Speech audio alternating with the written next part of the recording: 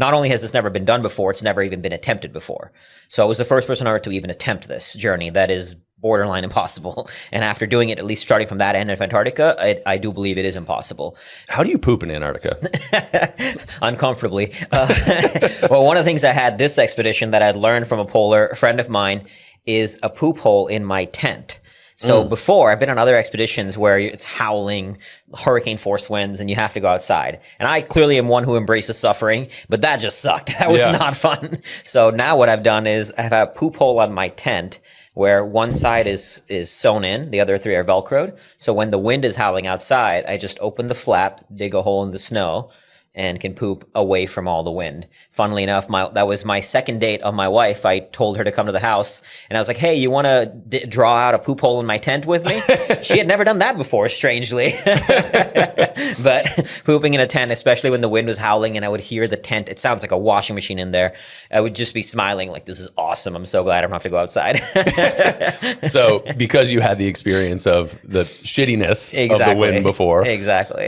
It was actually delightful. It was unbelievable to not have to be outside in the wind. Do you carry it out? No, just dig a hole. Dig in the a hole, snow. leave the poop there. Leave the poop there. Yeah. Yeah, that's nice. So I have a lot of questions about Antarctica in general. Yeah. Let's start with why you chose to do it. So the drivers for this stuff. I mean, I fundamentally think with a lot of people that go after sort of crazy endurance expeditions or just adventure expeditions. Yeah. One, there's probably something wrong with them mentally. 100%. And two, a lot of the time, there seems to be this simplistic answer of like, I just wanted to see if I could do it. Did you have some deeper motivator to cross Antarctica or attempt to? I did. For me, it was a very spiritual journey. So on a practical level, what I was attempting to do was to be the first person ever to do a coast-to-coast crossing of Antarctica with no dogs or no kites. Not only has this never been done before, it's never even been attempted before. So I was the first person on Earth to even attempt this journey that is borderline impossible. And after doing it, at least starting from that end of Antarctica, I do believe it is impossible. So that was the practical reason, was to do the coast-to-coast crossing. But more importantly for me, this journey is a very spiritual one. When you go into the depths of that kind of solitude, that kind of hardship in the most hostile, unforgiving land, no life is out there except for penguins in one corner of Antarctica, but most of Antarctica has no life. You get to tap into the depths of the human soul in a way that you can't in this world. It's away from decadence, away from distractions. It sheds the mask. It reveals the human spirit and the limitless capacity of that human spirit to transcend and endure through unforgivable hardship and extreme situations. And I go out there to, you have to battle the biggest dragon to unearth the biggest treasure. And so I was looking for that biggest dragon I could find to see what treasures I would discover about humanity, about the soul, about the human experience. Okay, so I want to ask about kind of that element of it. But before I do, you mentioned being the first person to attempt to cross coast to coast. Mm-hmm. And you said no dogs, no sleds. Mm-hmm. First, is that different from unaided, unsupported?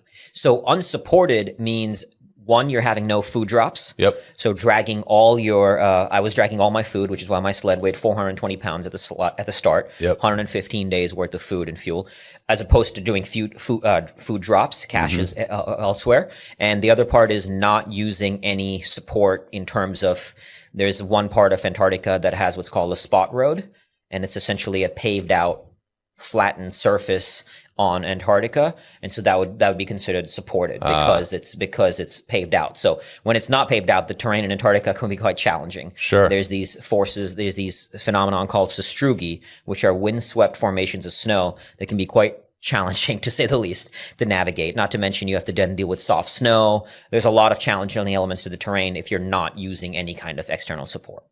Yeah, so I only know about this because Colin O'Brady is a friend of mine who's been on the show. Got it. Who did a crossing. Yeah. Fairly certain he did access those roads and he did use those roads through the path. And that might violate an explorer's definition of unsupported. What is the difference from the attempt between what Colin did and what you were attempting to do? A few things. So one, what he did is he traversed the landmass. So it wasn't a full coast-to-coast crossing of Antarctica. It was just traversing the landmass. And again, not to take away, it's still... it was still 954 miles. Anybody who spends any extended time in solo in Antarctica, it's no small feat. It is extremely challenging. So that was one. It wasn't a full crossing of Antarctica. Two, as you mentioned, about half the journey was on the spot road. So that is not an unsupported journey. It's just it's a different kind because, and not only does the spot road flattened out, it also has flag markers every few hundred feet. So you don't actually have to navigate. You can just follow the flag markers. That was the second. And the third one was the distance he had been covered before. So Henry Worsley, Alexander Game, there was a few other adventurers that had covered that distance. The distance I was attempting to cover had never been covered before. And it was the coast-to-coast crossing. So Børge Ausland, legendary Norwegian explorer, he was the first man ever to do a full coast-to-coast crossing of Antarctica. And when he did it, it had never been done before. So the goal was simply to do it. And he used a small kite for parts of the journey because, again, it had never been done. What I was attempting to do was a style evolution off that. Like anything, right? Yep. The first man to reach the South Pole, the goal is just to get there. And then style evolutions happen after that feat has been pioneered. So I was very humbly following in Borge's footsteps to attempt a full coast-to-coast without any wind power, without kites. But that was those three elements were the distinction between what Colin did and what I was attempting to do. Awesome. That's helpful. Yeah. As a buddy of Colin's, I was sort of saddened to see people shit talking his expedition because it's like without question, I think it was 56 days alone. Yeah. 954 miles. Yeah. Right. Pulling a 350 pound sled behind him. Yeah. Which, like you said, no small feat. It's definitely no small feat. And so I think that the catalyst, as you just pointed out, is the definition of how it was presented or how it was marketed against, the critique of the people that are trying to do firsts. Yeah. That was some issue with that in the polar world. In the polar world. Right. I can't even imagine. How do you train to pull a 420 pound sled? The primary form of training for polar expeditions is tire dragging. So I live in Arizona and I would drag these very heavy truck tires, sometimes in 125 degrees because Arizona gets hot just around parks, and just do that for hours and hours and hours on end. My wife and I, 2 days after getting married, we also went to Alaska for 3 months, and one of my friends has a cabin right on a frozen lake up there. So we just spent 3 months training up there, and I got to a point I was dragging up to 530 pounds because I wanted to drag more than I would be dragging in Antarctica, and would just do that almost every day for 3 months in Alaska. And when I wasn't in snow, it was tire dragging and doing hiking, strength training on top of that as well. But you mentioned the darkness retreat. That was more for the mental training. Yeah. Twice I did a darkness retreat as well. Yeah, I want to dig into that separately because there are a bunch of different elements to endurance. I think about 3 elements of endurance. It's the mental game, the physical training, and then the food. Yeah. Right? Then fuel and how you handle those 3 things. Relative to the physical, I think that there are a couple things that I find super valuable in life in general about endurance training that apply to lots of different things. Sure. One of them is sort of the cyclical nature of it. So you have to recover at some point after you do something really ridiculous. Yeah. And you lose your base when you do that. Yeah. And so how do you ramp up to get there? Where was your base when you started training for Antarctica?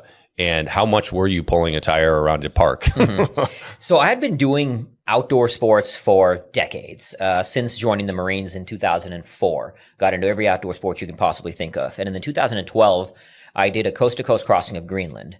So it was dragging a 190-pound sled for 350 miles across the world's second largest ice cap. That was my first venture into a big polar expedition. It was 1 month out there. And I had some rocky moments after that. I hit rock bottom from drinking heavily, battling PTSD, depression, was on the verge of suicide one morning after 5 days of binge drinking liters of vodka. Woke up and I was about to slit my wrists. That was my moment that began the climb out of the abyss that got me back into endurance sports. So I got into ultra running, started getting back into mountain climbing. But the thing that draws me to polar travel over all others is it is not as dangerous as other outdoor sports like mountaineering, or when I used to free solo up rock walls. Nothing like Alex Honnold level, but still free soloing, and not nearly as dangerous, but it is far more mental and physical suffering, far more. And that's what drew me back to polar travel. What is far more? The polar travel, Yeah, polar that's- okay, expeditions. yeah. The reason being is, so when you're on a mountain, as you're going up and down the mountain, it's different. It's more dynamic. The terrain is different every day. The views are different. Yep. On a mountain, you can fall off the mountain. So that's much more dangerous. Like I've done some mountaineering, even when I was on Denali a few years ago. At 16,000 feet, there's a thin ridge line, 1 foot in front of the other, and 1,000-foot drop on each side. Yeah. So your mind's not wandering. Your mind's right there in front of you. Yep. The environment pushes you into flow to a certain degree. Whereas in polar travel, especially in Antarctica or even Greenland, it's flat white nothingness. There were mountains for part of the journey, but most of it is flat white nothingness. So there's no stimuli to engage you. It's just flat. So obviously it's not dangerous in that sense. I mean, even my expedition where I was at, there was no crevasses. So there was not significant danger. It's not nearly as dangerous as people think. Now, again, it is hostile. I've lost 2 fingers to frostbite from a previous expedition in Antarctica. So Are those both your middle fingers? this one is this one is a funny one whenever I That's show great. that one. Exactly. But that's what drew me back to it, was that. And it wasn't the suffering in and of itself that I was seeking. It's suffering is the door. It's the means. It's not the purpose. The purpose is that transcendence, the spiritual journey that suffering gives you access to. So what drew me to this particular journey is it's the last remaining feat in Antarctica that hasn't been done. Mm-hmm. And that was appealing to see how far you could push the mind, push the spirit on something that, like I said, not only hadn't been done, had never even been attempted. And we had to raise $1.1 million from scratch for this. So there had never even been put together a logistical plan for an expedition of this magnitude. So even while we were raising money, there was a point we were told it's going to be about 750K. So we're like, all right, 750K is the target. We hit 697K, so we're on the home stretch, almost done. And then the quote went up to 1.1 million. And it's not anybody's fault. There's a company called ALE, Antarctic Logistics and Expeditions. Yep. They're the ones that manage expeditions for adventurers in Antarctica. Yeah. And so they had never put together a logistical plan. And so even they were kind of, figuring out that, it's going to cost a little bit more. So ALE, I have a million questions. I'm just going to go all over the fucking place here. Let's do it, brother. So this stuff to me, as you know, a lot of what I talk about on Beyond a Million is business focused. Yeah. This stuff to me, both the fundraising and the logistical side of it, is so relevant to building any company, any business. And then you throw in the additional elements of you have to be fucking training the whole time. That was so very you're physically wrecked while you're doing this the whole time. And the nature of going through the ramp in endurance is that you're always pushing yourself a little bit past your baseline because you're trying to elevate your baseline, right? So routinely, you're literally going past what you're comfortable with so that you are pushing it, right? So you're growing. Very much so. So I like talking about all this. ALE, how is that structured? Is ALE a U.S. organization? Is it a global organization? Because Antarctica's got some weird dynamics around ownership, right? So ALE is their primary office is in Salt Lake City, and then they have another one in the UK, I believe. So they're primarily American based. And I don't know the ins and outs of how it works because, to your point, Antarctica there's an Antarctic treaty, and so to get a permit for an adventurer to go there, I don't know exactly how it works because ALE handles it. That's part of the cost beyond the logistical elements of managing expeditions in Antarctica. Part of it is they take care of the permits for adventurers to go there. So anybody can go, it just costs money. Yep. And if you had your own resources, theoretically you could just land up in the coast of Antarctica. And there was one adventurer who did that to some controversy, but he just took his boat, landed on the coast of Antarctica, skied to the other side, got picked up by his boat and went off. Good God. I don't even know how you do that because I guess there are places that you can get on the landmass by boat.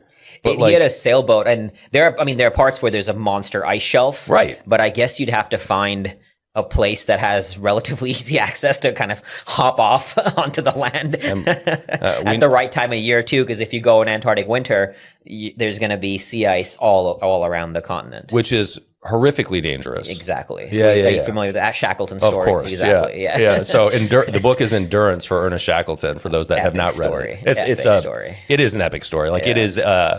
It's an unbelievable read. Even if you don't read, like listen to it, something. There really should be a movie. I completely agree. Even if you're not into adventure, in the Marines, we actually read it as a testament to epic leadership. Oh, yeah. He brought every man back alive to do that in the most unforgiving environment on Earth. And he had to endure an Antarctic winter, which is ridiculous. No Gore-Tex, no synthetic material. They're in fucking wool. They're in wool and leather, you know? And they were there I think they were there for 2 years. It was, like, it was unreal. Insane. How he brought everybody back alive, and it's just such a great story. Eating seals and penguins and Yeah, it's nuts. So